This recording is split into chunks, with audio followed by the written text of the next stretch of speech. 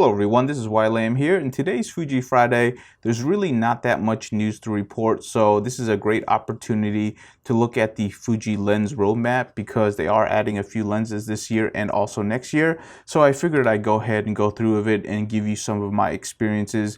There are a lot of people thinking about getting the X-T30, which is going to be very affordable for any new people, and there's been a lot of lens questions, so I figured I'd just go through it. I'm just going to go ahead and put up the lens roadmap, and then I'll just go through the lenses from most affordable to least affordable. So if we look at the lens roadmap, the first affordable ones would be the XC line, so the 16 to 50, the 50 to 230, which is an odd number, and then the 15 to 45. I actually own the 16 to 50. This has actually been a pretty good lens for me. It's not the lens that I would like the most because it is definitely the least well constructed, but it's been durable for me. This particular one is actually broken because it actually fell over on concrete when I was taking a time lapse, but you know, it had its share of times when I was actually doing a lot of pictures with it. And for anybody who can only afford the XC line, they're actually perfectly good lenses. It's just that they are the most affordable, so construction is a little bit cheap on these and you're just gonna have to take better care of them. But in terms of image quality, if you're a casual shooter, they'll definitely take care of you. I mean, definitely start off there if that's all you can afford. I'm actually getting the 15 to 45 because, you know me, I like vlogging, and with my X-T30, I actually got that lens bundled in. So I'm actually looking forward to using the 15 to 140 because 15 millimeters on that short end, it's going to allow me to really get the lens out there and still give me plenty of space when I'm vlogging. So I'm actually really looking forward to trying out that lens on my X-T30. So the next set of lenses that I want to talk about is the XF lenses. So this is the 18 to 55, the 55 to 200, and the super zoom, which is the 18 to 135. And to be honest with you, I own pretty much the entire range of lenses, and I love this lens collection the most because it's so flexible, it's so small, and it's also really affordable. I actually own two 18 to 55s, and I also own the 55 to 200, and occasionally I will use the 18 to 135. So I own all three of these lenses, and these are by far the most used lenses outside of the 10 to 24, which is my primary vlogging lens. I just love traveling with them. They're very light, but they give you the full zoom range. It's just something that's really easy to use, but it is mostly affordable. One thing I will say is that the 18 to 55, if you're going to buy that lens, definitely buy that lens used because there's so many sets of them out there. They used to be under $300 used, but they've actually gone up in price recently. I think just because more people have Fuji bodies now, so the prices on that particular lens, even though it's the kit lens that come with a lot of cameras, it actually has gone up in price in terms of used value. So that's something that you should note, but it is a great lens. f2.8 on one side all the way up to f4. It's just a great range. It's just a nice combination of, you know, size, durability, and just portability. So I definitely recommend these. I think these can be easily used for professional use, and they'll definitely take care of you if you want to do video or hobby stuff or vlogging, because I really love this range of lenses. You should definitely look into it, especially if you don't want to, you know, get the Reg Badge lenses, which is going to be significantly higher in cost. And some of those lenses aren't anywhere near as flexible because all of these lenses have optical image stabilization. So really great lenses. Definitely take a look at them if you want a good, I really wouldn't call them mid-range lenses. I would kind of call them mid to high range lenses because they've just been super great workhorses for me. So before we actually get into the primes, I do want to talk about the Reg Badge lenses. That's the premium lenses that Fuji offers, and this is a great lens lineup. The only problem is that you have to be really careful if you're a new Fuji user because some of these lenses don't have optical image stabilization, so they can be limited on what you want to use it for. So you have to be really careful. There are some lenses in this lineup, if I actually own them, I would only want to use it on my XH1, which sometimes is a bit of a hampener for me because the XH1 is my studio camera, but in terms of quality on this lens lineup, they're definitely really great. So the 16 to 55, that's kind of the staple of the professional lens. The only issue I have with that one is that there is no optical image stabilization. So it really is well suited for the X-H1, but if you're careful, you can definitely use it on any Fuji body. Just be aware that there is no optical image stabilization, but in terms of sharpness and quality, it is definitely one of the best lenses that Fuji offers. If you go up to the 50 to 140, which is the equivalent of 70 to 200, it is a great lens. But the funny thing is though, even though I own that lens, I very rarely actually bring that lens with me because it's so large. It's actually not really large when you compare it to a full frame 70 to 200, but it's large enough to where I don't really want to bring it with me. I actually bring the 55 to 200, but I find the image quality of the 55 to 200 to be perfectly fine. It is a variable aperture, but in all honesty, I just like the portability of the 55 to 200. But if you're definitely looking for that image quality, if you're definitely looking for that professional look, which is important to me, there are times when I actually take the 50 to 140 for the professional look. It is actually something I consider, you know, if I'm actually going to a specific event and if I do need to look professional, I will tow that along with me if I need to. So I like to have that option. That's why I own both. But, you know, for everyday use, I will take the 55 to 200 almost every single time. The 100 to 400, I also own that one. That is a very specialized lens. That's for, you know, people who want to take pictures of things that are far away. For me, that would be air show. So when air show season starts up, the 100 to 400 is going to be in my bag all the time just because you just need that reach. It is definitely a great lens. It's well constructed, but it is very bulky. So you're going to have to handle that weight. It's really well suited for the X-H1, but this year I'm definitely going to try it on the X-T3 just to see if it actually handles well. I think it will. It's just going to be a little bit weird, but you know, that's how it is when you actually deal with these smaller mirrorless cameras. Now the 10 to 24 is by far my favorite vlogging lens. It's also my favorite walking around and just street photography lens because it covers the zoom range that I want to have when I'm out there taking pictures. It's just a very versatile lens. It's also got optical image stabilization, so if I want to do it for vlogging, it definitely take care of me even on the X-T3, so I really do like that. If I can only carry two lenses, it would be the 10 to 24 and the 55 to 200. I carry those around almost all of the time, and they're just great lenses. They're very portable, and they're just solidly built because, like, I definitely bump and bruise them around, and they take the beating, and they keep on going. The 8 to 16, I actually don't have a lot of experience. I'm kind of waiting for the weather to warm up so I can rent that lens and see if I actually like that lens. So that's something that I'll be interested in using, you know, once the weather warms up. So I'll definitely rent that lens, see how it is, and, you know, just give you a review. You're going to see several vlogs on it, several pictures on it, and then you kind of make up your own mind.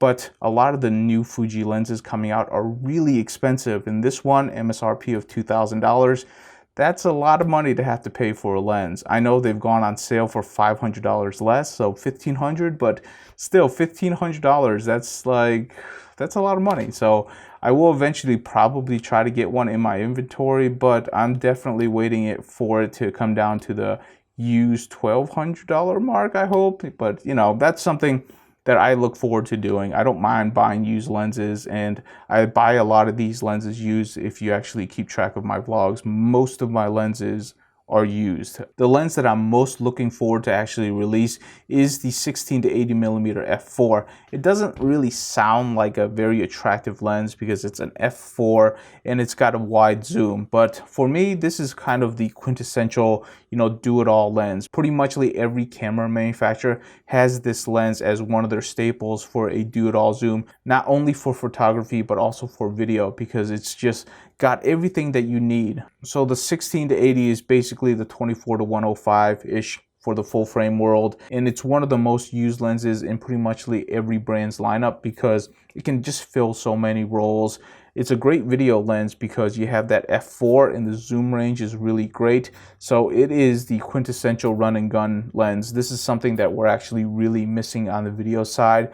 The 18 to 135 really doesn't fill that niche, but this 16 to 80 will. So if you want to buy a Fuji camera and you want a do-it-all video lens, this would be the one I point you towards, or at least once it comes out in 2019. So I have a feeling that this is going to sell really well to the video guys. I'm going to be super interested in. It's probably going to be the next lens that I pick up by itself because it's such a great travel lens, a video lens, and a photography lens, even though it's only at f4. So the next lenses to talk about are definitely the prime lenses, and Fuji prides itself on the prime lenses. It has a huge collection. There is a lot of affordability here. There's also a lot of high-end lenses here too. So if you like primes, which means you're going for the best image quality, but you're giving up flexibility, Fujifilms will definitely take care of you. Let's go ahead and cover the f2 to f2.8 lenses.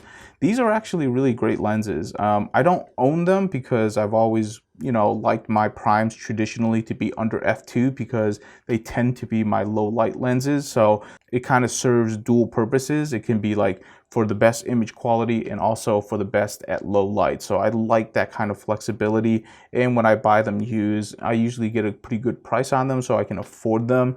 But yeah, I generally don't like to buy lenses brand new. That's just how I am.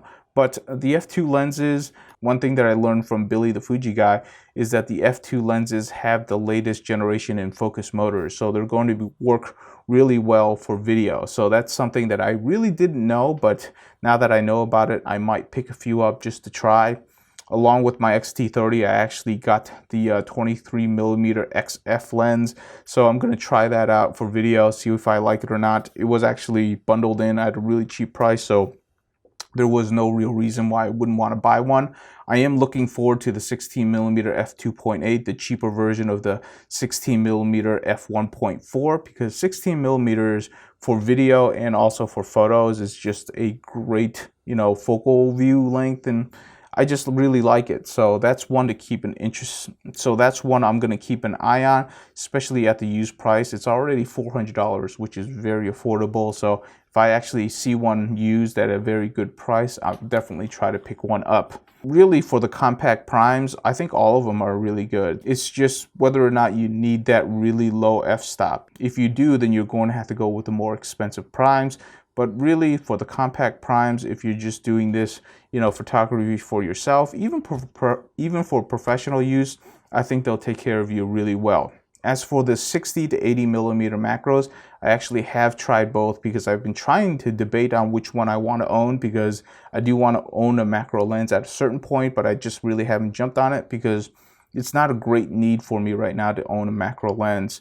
But one thing I will say is that I generally tell people to go with the 80mm because that's a true one-to-one lens, whereas the 60mm macro is not a one-to-one lens, which means the closer you get to the object, the larger the object will actually stay. So in terms of just quality of getting the, the fullness of the actual object that you want to capture, the 80mm is just going to be a better choice. And it also has optical image stabilization. So that might help you out if you're going to be on an X-T30 or an X-T3 and you just don't have a lot of light. So that's something to think about, but it's definitely a much more expensive lens. 60mm is going to be much cheaper, and it's also going to be easier to find.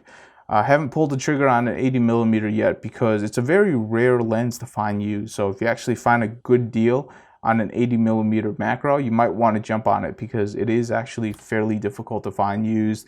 The times that I did find it used, I just didn't have the money to actually buy it, and they fly off the shelves pretty quickly. So something to think about. Really, the last ones I want to talk about outside of the 200mm f2, which it's a $6,000 lens. I mean, I'm never going to own it. Just not going to really talk about it. I really do like fast primes. I already told you, if I'm going to be doing night photography, I'm going to be bringing fast primes with me, and that's all I usually have with me. So 16mm, one of my favorites. 35, which is the 50mm equivalent, also one of my favorites. As I went up to the 56 and the 90mm, I generally don't need zooms that high.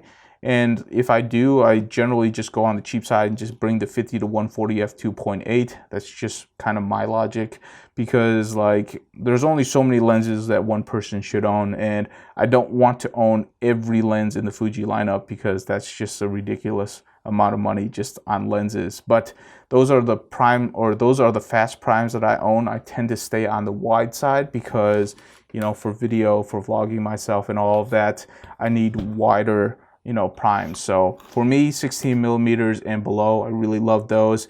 50 millimeters for general use in street photography. It's always been one of my favorite primes. The 35 millimeter f1.4, there's actually a lot of talk about that, a lot of debate. A lot of people want them to redesign it to be faster focusing and to be more sharp, but Fuji has been very adamant in saying that they don't want to redesign that lens. It has a special look and it's not about sharpness, and it's got a special quality to it, and they're going to keep it like that. I think if they're going to redesign that lens, it'll just be a completely new lens lineup, like a 35 millimeter f1, you know. So instead of having a Mark II of that particular lens, I think they'll just add another 50 millimeter in there and just have 350 millimeters. So I mean, 50 millimeters, everybody likes 50 millimeters in terms of focal length. So it's just one of those things, but I don't think Fuji is going to be replacing that one anytime soon. So if you like that one, definitely pick one up. They generally sell pretty well used. So for me, I would pick one of the 35 millimeters up used, and they're really great lenses. They're actually very small, so it's actually kind of hard to grab some of the cameras sometimes with the prime lenses, especially if you have a really small body. So one thing to think about. But overall, I really don't have anything bad to say about the prime lenses. They're all really good. All right, so the last set of lenses to talk about, and I'm not going to talk much about it because I haven't even tried them yet. I actually had a chance to try them, but at the price point that they're going for, I didn't even bother trying them because I know I'm not going to actually go buy them. That's the MK lenses. These are the true cinema lenses.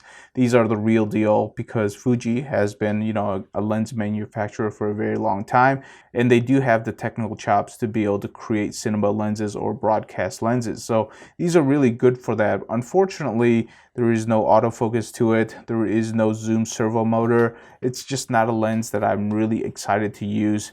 Had these lenses come with a focus motor and also a motor for zooming, I would be much more interested and be more willing to pick one up, especially the 18 to 55, you know, maybe at a used price. But without those, I'm just really not very interested because its use case is so very limited to me. So it's definitely worthwhile to pick them up if you're going to be doing, you know, high-end cinema, or if you want to do full features, short films. But for me, I'll just stick with the photography lenses and just use them for video. There's definitely a lot of lenses in the Fuji lineup. I try to go through it as quickly as I can, and with the experiences that I have with them. Definitely leave your comments. Let me know what you think, and also give me your feedback on what your favorite lenses are or your favorite lens combos. For me, it's the 10 to 24 and the 55 to 200. Those are my go everywhere lenses. I just love that combo right there. There is a little bit of gap in between, but I really don't mind. But my two favorite lenses are those two. Please let me know what your lens combo is and also what you think about each lens lineup. And if you have any more questions, definitely leave in the comments below